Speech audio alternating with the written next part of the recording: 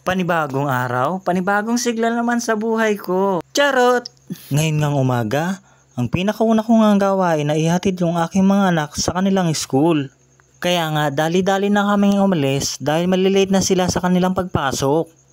Ngayon ngang araw, ako na lang muna yung naghatid sa kanila. Dahil yung kanilang sinasabayan ay may pinuntahan kasi sa bayan ng Talavera. Kasama-sama ko nga rin ang aking bunsong anak na si Yura. Dahil yung pinag-iiwanan ko sa kanya ay nagpunta rin ng bayan ng Talavera at nagpa-check up. Kaya buong araw, ako ang maghahatid sundo sa kanila. At ayan na nga at malapit na tayo sa kanilang eskwelahan. Tantararan! Welcome Kaputikan Elementary School!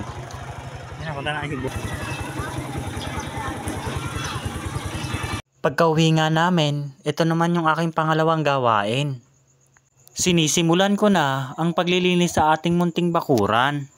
Kaya ano pang hinihintay natin? Magwalis-walis na. Ilang araw na rin kasi, busy ako sa aking pagtitinda.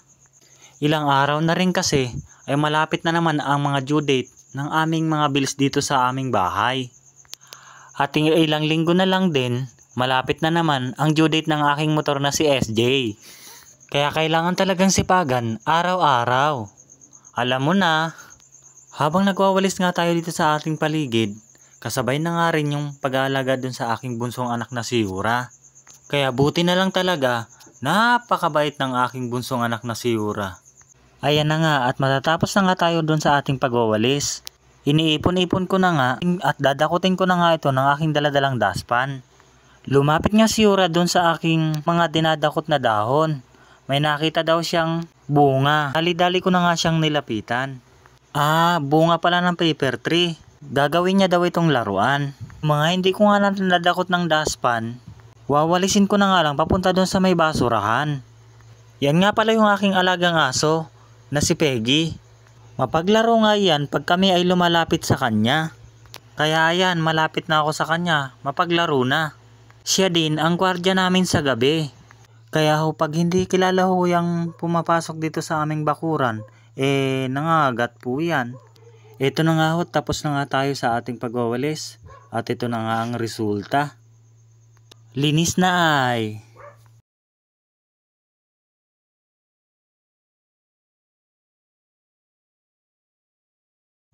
Hindi nga tayo ngayon makapagtinda dahil gawa nga ng busy tayo ngayon sa mga gawaing bahay. Kaya pahinga muna ang ating katuwang sa buhay. Ito na nga ang pangatlo nating gawain. Ang maglaba-laba. Ayan na nga at hinanda ko na nga yung aking washing machine na gagamitin. Kinuha ko na nga rin yung hose ng tubig na aking gagamitin. Nagpatulo na nga rin ako ng tubig dito sa aking washing machine na gagamitin. Iintayin ko nga lang itong mapuno para maging ready na ito para gamitin. Ito na nga rin pala yung aking mga labahin. Tambak na. Isang linggo kasi ako bago maglaba. Kaya tambak talaga. Inuuna ko ng kinakanyawan yung mga puti para maisalang na ito sa washing machine. Ganito yung ginagawa ko para kahit papano ay mabawasan ng dumi yung mga damit na isasalang sa washing machine. Kaya kosot-kosot muna. Ayan na, tapos na tayo magkanyaw ng mga puti. Maglalagay na tayo ng sabon. Ito ho ang aking gamit na sabon. Sabong panglalaki po yan. Surf powder baka naman.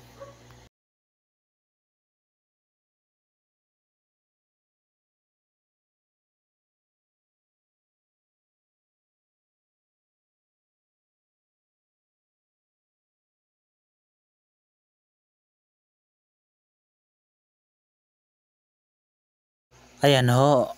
Sa ilang oras nating paglalaba, ayan na at matatapos na tayo. Magbabanlaw na tayo ngayon ng puti, decolor at saka pantalon. Sa wakas, natapos na rin yung aking nilalaban. Isasampay na lang po ito. Ito yung aking mga nilaban. O siya, hanggang dito na lang. Ingat po kayo palagi. God bless. Thank you po sa panonood.